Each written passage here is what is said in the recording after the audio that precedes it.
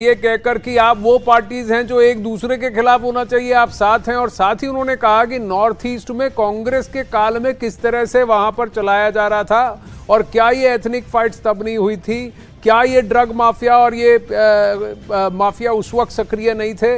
ये सारी बातें उन्होंने याद दिलाई और परिवारवाद पर भी टिप्पणियां कर डाली। बिल्कुल आनंद, जो अविश्वास प्रस्ताव पर जो चर्चा शुरू हुई, तरुण गोगोई जो गौरव गोगोई हैं, उन्होंने चर्चा की शुरुआत की और उनके एक एक बात का जवाब जो सत्ता पक्ष की तरफ से आया, उसमें सबसे पहले निशिकांत दुबे थे। उन्होंने एक एक बात का जवाब दिया और साफ तौर पर प्रधानमंत्री को भी कोट किया कि आज जो पार्लियामेंट्री पार्टी की मीटिंग में प्रधानमंत्री ने क्या कहा, क्योंकि आपने जो कहा कि बेहद उसी आक्रामक रुख से सत्ता पक्ष के लोग जवाब दे रहे हैं, तो प्रधानमंत्री मोदी ने पार्लियामेंट्री मीटिंग में ही आज से दशा और दिशा दोनों ही तय कर दी थी। तो उन्होंने अपने बोलने वाले जिन वक्ताओं का आज नंबर आना था, उनको साफ बोला था कि आज जो भी बोलेंगे वो छक्का लगाकर आए, वो सिक्सर लगाकर आए, यानी कि दिशा और दिशा तय कर दी थी कि उसी अंदाज में जवाब देना है जिस अंदाज में विपक्ष सरकार को घेरने की रणनीति बना रहा है। उनकी धार अगर कुंद करनी है तो उसी अंदाज में जाना पड़ेगा और तथ्यों के साथ, तर्कों के साथ जाना पड़ेगा, क्योंकि प्रधानमंत्री ने साफ तौर पर कहा कि जो इंडिया यानी कि जो गठबंधन जिस अलायंस की बात करते हैं वो घमंडिया अलायंस है और उनके जो कारनामे रहे हैं पिछले सालों में, उनकी सरकार के समय में, उनको एक एक करके खोलना है। और ये जो अविश्वास प्रस्ताव है ये सरकार के खिलाफ नहीं है, ये खुद के विश्वास को, जो अपोजिशन के जो तमाम राजनीतिक दल जो सहयोगी बने हैं, जो पहले एक दूसरे के खिलाफ हमेशा से लड़ते रहे, उनके विश्वास को परखना चाहते हैं, एक दूसरे के विश्वास को परखना चाहते हैं विपक्ष के लोग। पर यतेंद्र, एक बात बताइए, जो प्रश्न सदन में उठा वो प्रश्न अब तो मेरे मन में भी उठ रहा है कि राहुल गांधी जी कहां थे? अविश्वास प्रस्ताव को लाने वाले राहुल गांधी होने वाले थे। कांग्रेस पार्टी ने तो काफी इस पर माहौल बनाया था, तो क्या फिर लास्ट मोमेंट में रणनीति चेंज कर ली गई? नॉर्थ ईस्ट से किसी चेहरे को चुना गया? बिल्कुल आनंद, लास्ट समय पर कांग्रेस ने अपनी रणनीति चेंज किया, क्योंकि पहले सदन में भी जो संसदीय कार्य मंत्री उन्होंने साफ तौर पर बोला कि जब गौरव गोगोई का नाम बोला गया तो उन्होंने खड़े होकर बोला कि सेक्रेटरी जनरल के कक्ष में तो एक एप्लीकेशन आई थी कांग्रेस के द्वारा कि गौरव गोगोई की जगह राहुल गांधी बोलना चाहते हैं। इसको लेकर भी विपक्ष की तरफ से काफी हंगामा हुआ। चलिए, अरुण सिंह जुड़ रहे हैं। अरुण बताइए कि हुआ क्या है, कांग्रेस की तरफ से हुआ क्या है कि नाम राहुल गांधी का लेकिन वहां चेहरा गौरव गोगोई का, हुआ क्या वहां पर? माहौल तो बहुत राहुल गांधी जी पर बनाया कि उनकी री एंट्री सदन में हो रही है, डिस्क्वालिफिकेशन को सेट असाइड करने के बाद। मॉनसून सत्र में कल वो दिखे थे सदन में लेकिन बोले नहीं, आज लगा कि वो पहली बार इस सत्र में तब बोलेंगे जब अविश्वास प्रस्ताव सामने लाएंगे। देखिए आनंद, ऑन रिकॉर्ड कांग्रेस पार्टी ने और गौरव गोगोई ने कल भी कहा था, अधीर रंजन चौधरी ने कहा था कि डिबेट की शुरुआत ही राहुल गांधी करेंगे।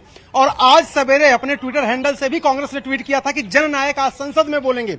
इन सबके बावजूद लास्ट टाइम पे टर्न ऑफ इवेंट्स ऐसे होते हैं और ऐसे बातें बदलती हैं, चीजें बदलती हैं कि खुद गौरव गोगोई को बुलवाया जाता है। उसके पीछे तर्क कांग्रेस पार्टी ये दे रही है कि चूंकि गौरव गोगोई ने ही अविश्वास प्रस्ताव का नोटिस दिया, चर्चा मणिपुर पर होनी है, वो उधर से ही आते हैं, यानी वहीं से चुन के आते हैं नॉर्थ ईस्ट से, तो अच्छा होगा कि उनसे ये डिबेट शुरू करवाई जाए। ये तर्क कांग्रेस दे रहे हैं, लेकिन सवाल ये है कि क्या ये तर्क कल नहीं उनको पता था? कल भी तो उनको पता था कि गौरव गोगोई ने नोटिस दिया है, कल भी ये बात उनके सामने थी कि गौरव गोगोई नॉर्थ ईस्ट से आते हैं और मणिपुर पर यह विश्वास प्रस्ताव लाया गया। तो ये बातें हैं, लेकिन कांग्रेस पार्टी के अंदर उन्हीं सूत्रों से पता चला है कि वो एक सरप्राइजिंग एलिमेंट रखना चाहते हैं। वो नहीं चाहते थे कि राहुल गांधी बोले और उसके बाद निशिकांत दुबे, जो जाने जाते हैं गांधी परिवार के ऊपर अटैक करने के लिए, उनको पूरा मौका मिले। तो अब निशिकांत दुबे बोल चुके हैं और ऐसे जितने भी लोग हैं उनके बोलने के बाद ही अब राहुल गांधी बोलेंगे। इस बीच आनंद, एक बात और है, कल राजस्थान में एक रैली है, आदिवासियों की रैली है जिसमें राहुल गांधी को जाना है। तो सवाल यह है कि आज देर शाम ही राहुल गांधी बोलेंगे, क्योंकि परसों तो प्रधानमंत्री को जवाब देना है। पॉइंट ये भी है अरुण, ये भी है, राहुल गांधी ने अविश्वास प्रस्ताव नहीं रखा, गौरव गोगोई ने उसको रखा, लेकिन राहुल गांधी सदन में मौजूद भी तो नहीं थे। मौजूद क्यों नहीं थे, ये प्रश्न भी तो उठता है। चलिए, ये बातें आगे खबरों का सिलसिला भी चलेगा और इस अविश्वास प्रस्ताव पर हो रही बहस पर भी नजर बनाए रखेंगे न्यूज 18 इंडिया पर फिलहाल जसप्रीत, टेक इट फॉरवर्ड। बिल्कुल आनंद, और जो सवाल आनंद ने उठाया कि राहुल गांधी सदन में मौजूद नहीं रहे, दरअसल अविश्वास प्रस्ताव पर लोकसभा में चर्चा चल रही है। गौरव गोगोई ने अविश्वास प्रस्ताव पर चर्चा की शुरुआत की, लेकिन बीजेपी ने सबसे पहले यही मुद्दा उठाया कि राहुल गांधी कहां पर है, क्योंकि राहुल गांधी चर्चा की शुरुआत करने वाले थे, पहले वक्ता थे, लेकिन आखिरी वक्त में गौरव गोगोई ये चर्चा की शुरुआत करते हैं, जिस पर बीजेपी की तरफ से निशिकांत दुबे बोलते हैं और वो कहते हैं कि गरीब के बेटे पर सवाल उठाए जा रहे हैं। देखिए, दो महत्वपूर्ण बातें हैं इसमें। सबसे बड़ी बात है कि राहुल गांधी जो कि 6 महीने बाद संसद में बोलने वाले थे, वो गायब रहे, उन्होंने चर्चा की शुरुआत नहीं की। दूसरी तरफ निशिकांत दुबे ने कहा कि बेटे को सेट करना है और दामाद को भेंट करना है। ये यहाँ पर कांग्रेस पर निशाना साधा। सोनिया गांधी उस वक्त मौजूद थी जब ये बातें निशिकांत दुबे ने कही। उन्होंने कहा कि जिन लोगों ने मकान बनाए, जिस सरकार ने गरीबों के लिए मकान बनाए, उसके खिलाफ ही अविश्वास प्रस्ताव आया है। मोदी सरकार अपने कार्यकाल में दूसरी बार अविश्वास प्रस्ताव का सामना कर रही है और इस वक्त चर्चा हो रही है, क्योंकि जो समय दिया गया है वो दोपहर 12 बजे से शाम 7 बजे तक दिया गया है। कल भी अविश्वास प्रस्ताव पर चर्चा होगी और उसके बाद 10 तारीख को पीएम मोदी जवाब देंगे, क्योंकि सरकार का मुखिया होने के नाते उनको संसद में जवाब देना है। लेकिन जिस तरीके से बीजेपी ने रणनीति बनाई थी कि आखिरी बॉल में 6 मारना है वक्ताओं को, प्रधानमंत्री जी का लेंगे आप, प्रधानमंत्री जी का नाम लेते हुए और शहर का नाम लेते हुए ऐसा अनाप शनाप आरोप नहीं लगा सकते। वो उनको बताना चाहिए। दफ्तर में जो बात हम आपके विश्वास में रखते हैं और आप जो बात हमें कहते हैं उसकी भी विश्वसनीयता हम बचा के रखते हैं। एक मिनट। तो राहुल गांधी ने पहले शुरुआत नहीं की, हालांकि वो सदन में बैठे हुए थे और अभी भी सदन में बैठे हुए हैं। मेरे दो सहयोगी मेरे साथ लाइव मौजूद हैं, यतेंद्र और अरुण मौजूद है। अरुण, सबसे पहले मैं आपके पास आती हूं, क्योंकि बीजेपी ने शुरुआत इसी तरह से की, निशिकांत दुबे ने, कि राहुल गांधी शुरुआत करने वाले थे और इसी पर हंगामा होता है कि आखिरी वक्त में गौरव गोगोई चर्चा की शुरुआत करते हैं। देखिए, एक तरह से निशिकांत दुबे और बीजेपी के सदस्यों का यह कहना था कि जो लिस्ट आपने स्पीकर्स की दी है लोकसभा सचिवालय में, उसमें राहुल गांधी इस डिबेट की शुरुआत कर रहे हैं, यानी अविश्वास प्रस्ताव पर चर्चा की शुरुआत राहुल गांधी करने वाले थे। उनका नाम पहले नंबर पे था। कांग्रेस पार्टी ये कह रही है कि नोटिस चूंकि गौरव गोगोई ने दिया था, यह अविश्वास प्रस्ताव मणिपुर पर आ रहा है, वो नॉर्थ ईस्ट से चुन के आते हैं, चुने हुए प्रतिनिधि, इसलिए आखिर किया है। लोकसभा में पारित होने के बाद राज्यसभा में पेश किया गया यह inter services organisation command control and discipline bill 2023 भी उन्हीं प्रयासों का एक अहम हिस्सा है और इस बिल का उद्देश्य हमारे सैन्य बलों में निहित अनुशासन की महान परंपरा को और मजबूती दे देना है। और यह अनुशासन ही है जो हमारे सैनिकों के अंदर न सिर्फ एक आत्मविश्वास ही पैदा करता है, बल्कि एक यूनिट या इस्टेब्लिशमेंट के रूप में उनके अंदर एकता की भावना को भी मजबूत करता है।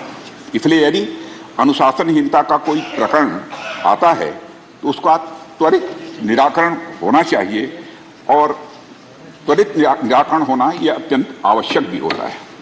Inter services organisation command control and discipline bill 2023 का यह प्राविजन करता है कि इंटर सर्विसेज ऑर्गेनाइजेशन में डिसिप्लिन बनाए रखने के लिए त्वरित कार्रवाई की जा सके।